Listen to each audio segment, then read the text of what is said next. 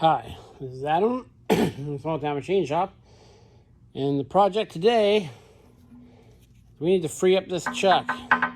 Now, this part here turned.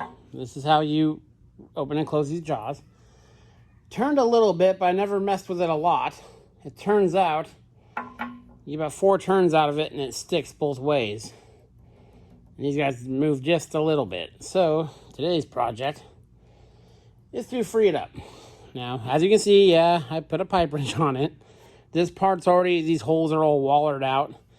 So I'll clean it up. I thought about welding I don't know if it must have had a handle that stuck out here before. I might weld a nut or something on there so you can turn it with a ratchet. We'll see. So I got it to the point where it's still just moving about 5 turns. None of the screws or anything are visible. So my plan is to take the jaws off, and I'm hoping I can see the mechanism underneath there and lubricate it. I've been soaking it with penetrating oil, and then I turn it to where it stops and give everything a tap with a copper hammer.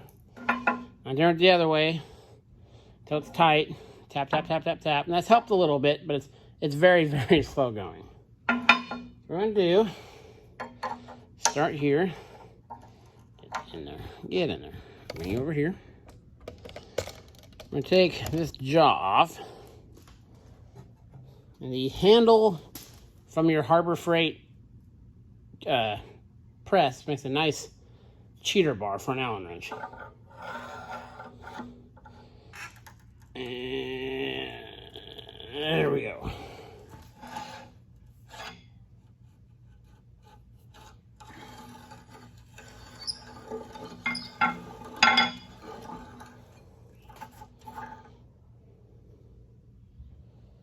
There's one. See if we can get this guy by hand. Oh. Yeah. There.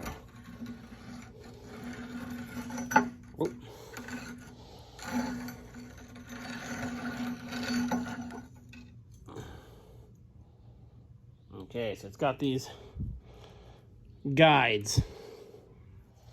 You're there. Set you over here.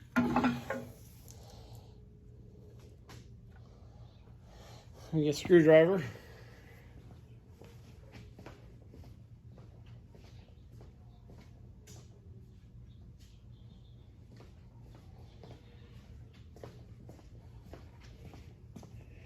Okay. So you can pry this guy out. Try not to just stuck in there with a bunch of rust and stuff. Okay, well, that guy's out. So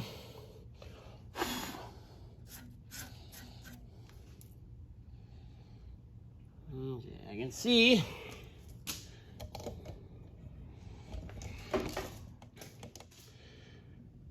right there, you can just barely see.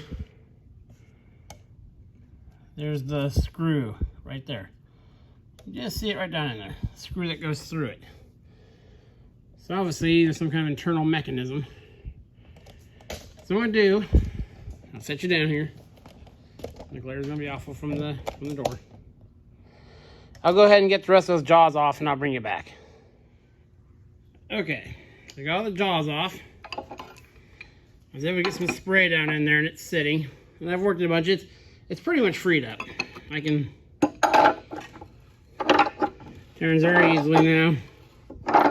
Let's go in. Now as you can see, this isn't like a lathe chuck.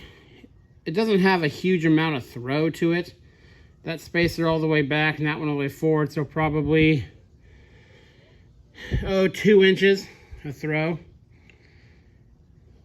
These came with different jaws. I only have the set that came with it. But I called my buddy that has one. And he says, because there's this space here to bolt it down. that usually come with like 4 different sets of jaws.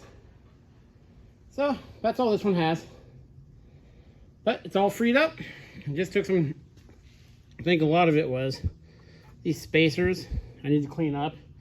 They're really tight, and they're not, they should be tight to keep it steady. But, I mean, there's surface rust kind of bounded in there. You can see how tight that was to the deck, too. So I think just the surface tension was holding this up. So yeah, we got the jaw chuck free.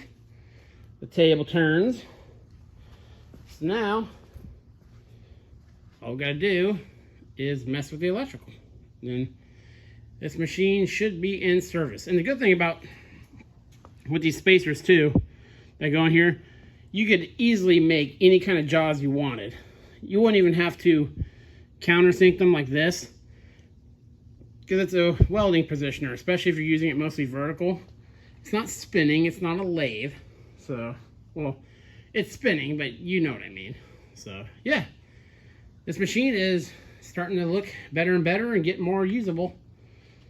Again, just got the electrical, and hopefully, fingers crossed, I checked the fuse and stuff, and there's good, the breaker's good. Place the switches, hopefully it just up and goes. But I kind of have my doubts on that. So yeah, we got the chuck free, and that's the video for today. This is Adam from Small Town Machine Shop. Please comment, like, and subscribe, and thanks for watching.